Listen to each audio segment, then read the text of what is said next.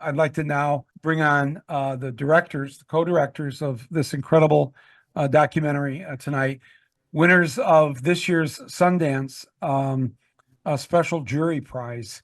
Please give a warm Traverse City welcome to co-directors Stephen Mang and Brett Story.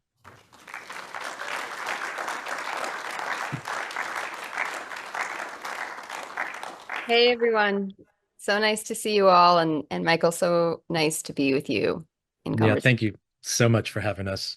To try and form a union at Amazon, that's got to be one of the most difficult places to do this sort of thing. How did you first hear about this? And well, that's a great question. So folks may or may not remember that Chris Smalls was actually in the news briefly in spring of 2020, deep in the early months of the pandemic. He was working at Amazon at the time and had led a walkout over Amazon's lack of COVID precautions. And for his troubles, he was fired by the company. It didn't end there.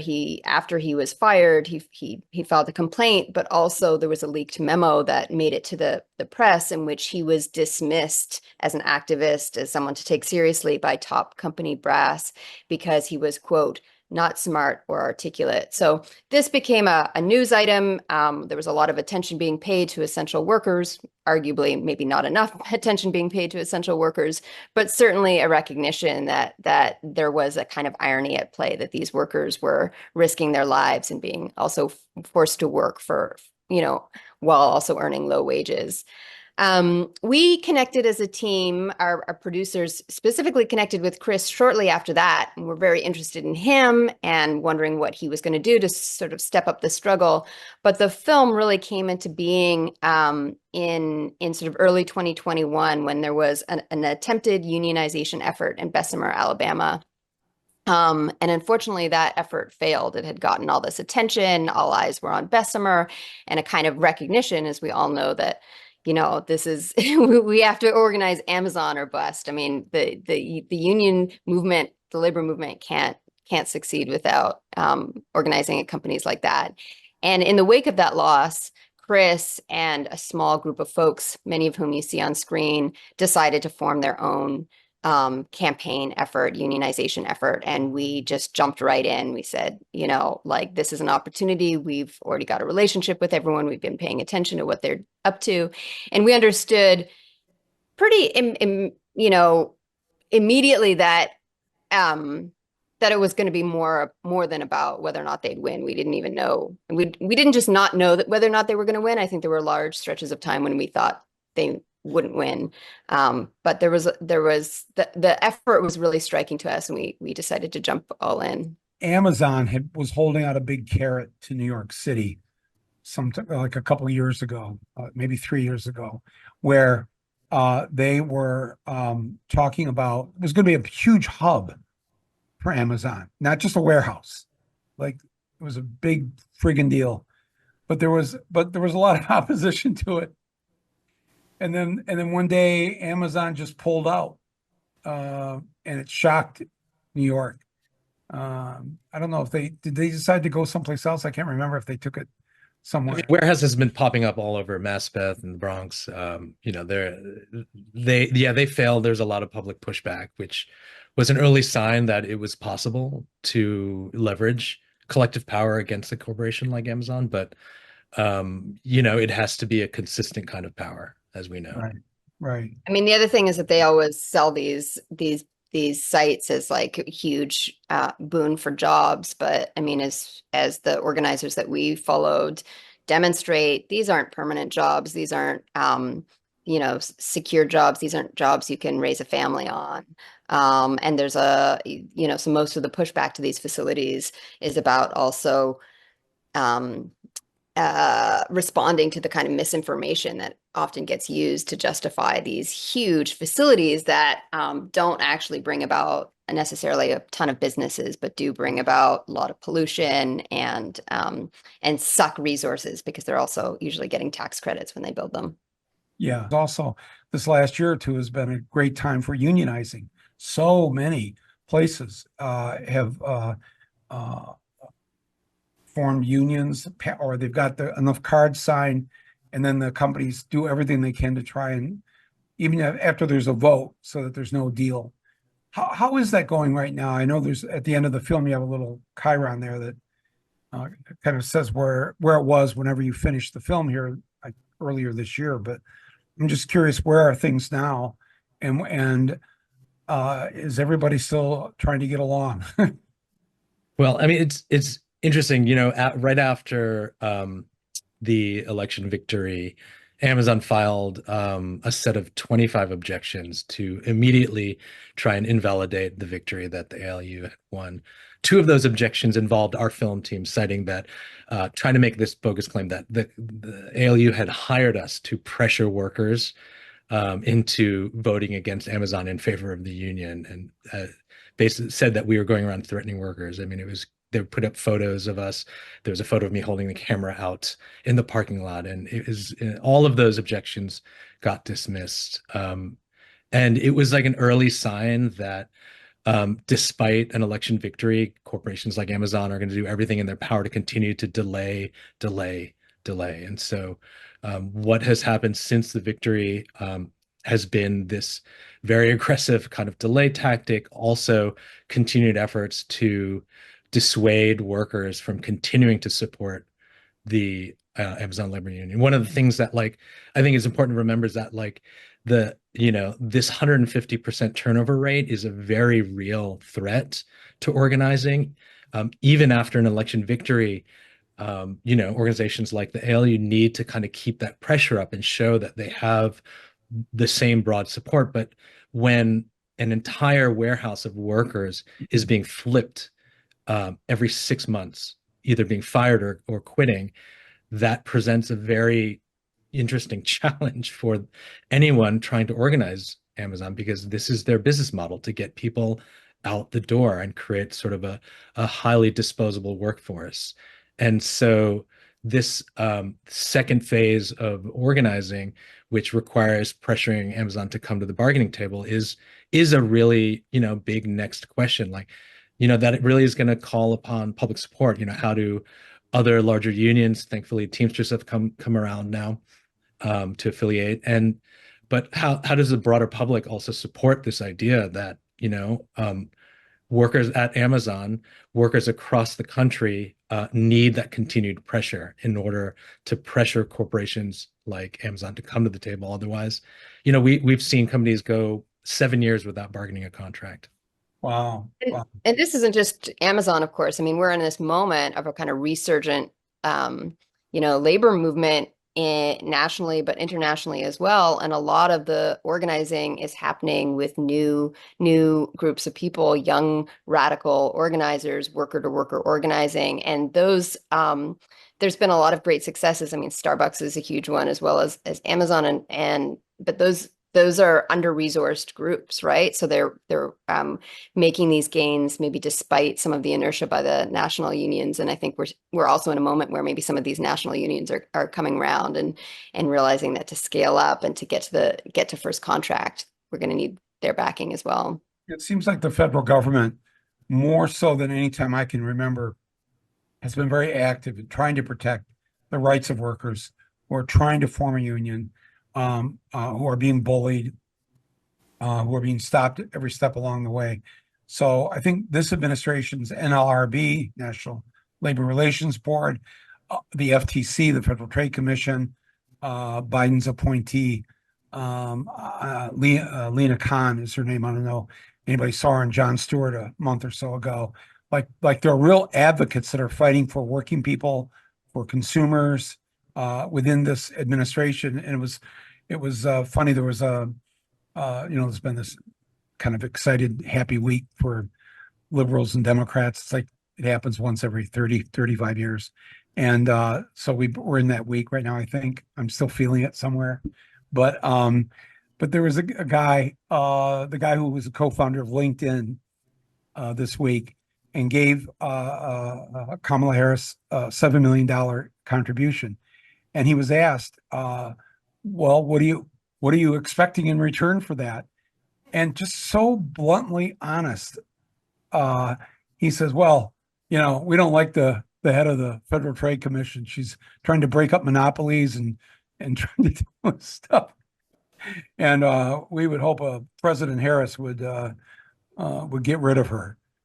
And I'm like, wow, and I don't know Kamala Harris that well. I know her a little bit, but I just thought, dude, that is like the wrong thing to say. You got to learn to cover that stuff up a little bit more, because now we're going to get to have Lena Khan running the FTC, hopefully for years to come, but we'll see. Hey, let's open up some questions. Yes, I noticed that I'm a Flintstone also, and at the end of your documentary, one person brought up what I thought was probably the most important thing, and that's called a speed up, where they got more work than they could handle, and if they got a certain area. And in the history of labor, that's usually the thing that causes unions, speed ups, more so than pay. Can you tell us about that?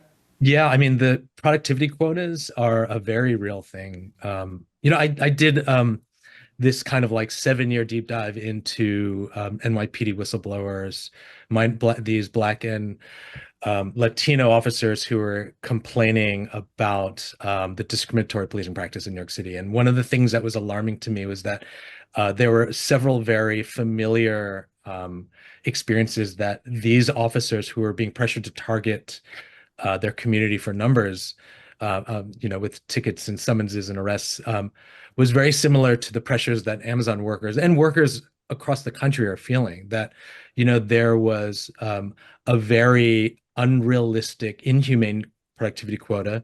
There was a culture of fear, and there was retaliation that accompanied that failure to meet the quota. And so, I think that's this speed up that you're talking about is exactly what leads by design to the 150% turnover rate that Amazon, honestly, I think, is proud of. I mean, this is their business model. This is something that they actually, by design, need in order to turn the profits and the bottom line that they want.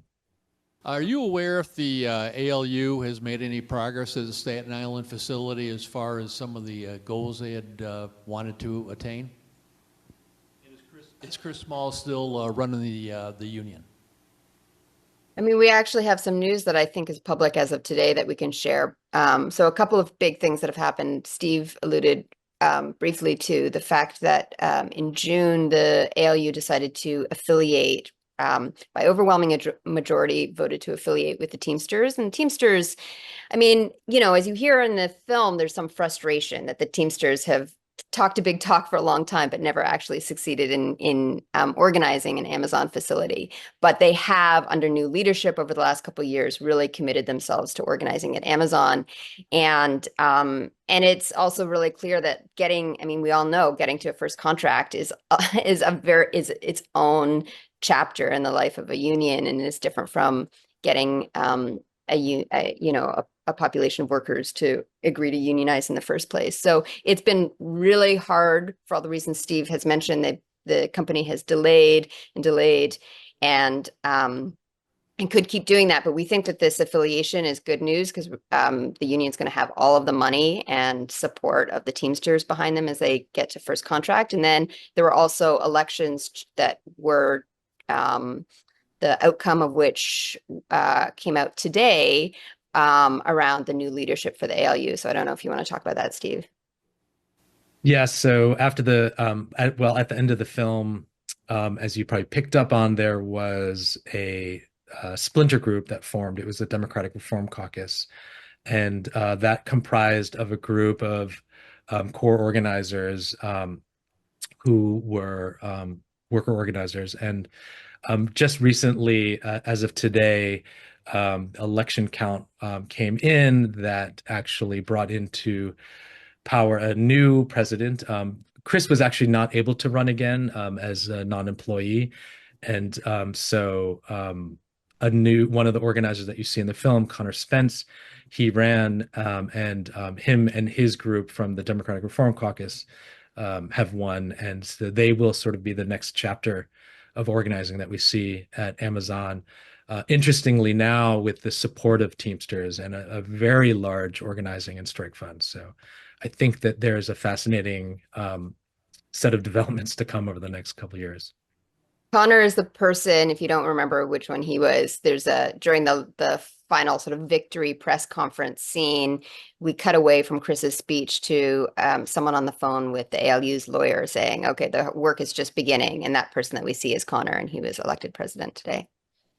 And just for what it's worth, also, like, Chris continues to remain in the fight. He set his sights, I think, more on the kind of international scope of Amazon organizing, but also kind of spreading the message of grassroots organizing. So I think it'll be interesting to see him try and branch out. I know he's very interested in kind of like the international consolidation of Amazon workers. So that's something that we're all tracking. Hello, thanks for being here. It's so great to have you. Wondering, with grassroots organizing like this, which is so exciting to see, how are they funded, and where do they get the support in the early phases of organizing? I'll just say quickly, I mean, it was amazing that, that first phase of organizing that you saw was largely crowdfunded, and it was a budget of like 125,000, I think, that came together online from small individual donations mostly. That was able to push back against, I think, a nearly $14 million campaign. That is not something that we or I think is maybe, could be replicated again. Amazon is very much on guard now about this kind of grassroots organizing. And so I think this raises a really big question, like, how do the major unions come in, not just Teamsters, all organizers coming in that have an established traditional kind of trajectory in this work to support grassroots movements. That relationship is a really vital one. And that money was was being used immediately to feed people. I mean, that was a big cost of their efforts, but replacing that tent over and over again. But it was a grassroots and very scrappy effort, but it still required resources. And, they imagine what they could have done and maybe will do with real financial support. I'd like to know just any final words here for people. One or two people may have come tonight because they've been thinking a lot about starting a union where they work, or they're anticipating what's ahead here in Traverse City. And, how do we get to still have an area where people can afford the rent? Yeah, I mean, I think I just want to say it's like a very exciting time to have witnessed this effort and to share this film, because we are in a moment where people, really are feeling the electricity in the labor movement, but we're also in a moment with still some of the lowest union density in many decades, and at least, half a century.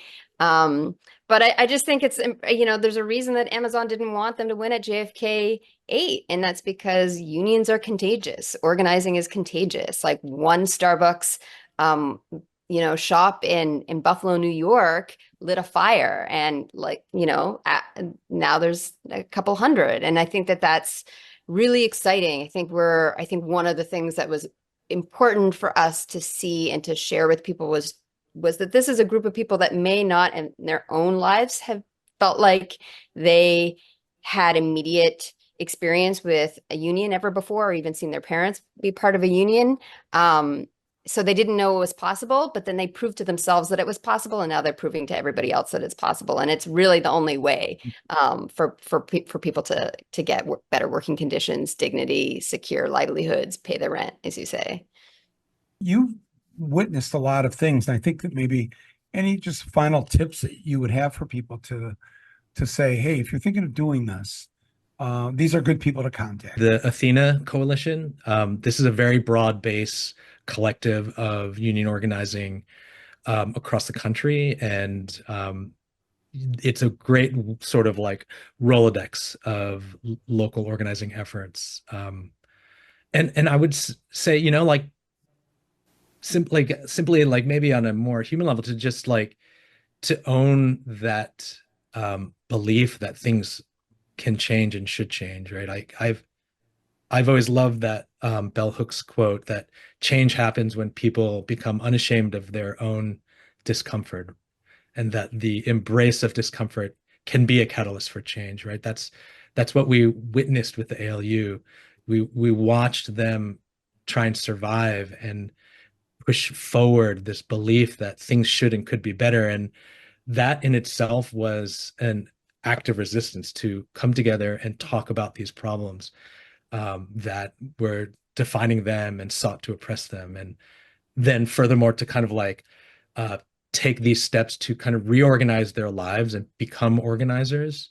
That was like a very radical act, that in some ways, it was the most amazing thing to watch, that they were choosing to kind of reclaim this political capital that I think management, the powers that be, want us to believe we cannot have.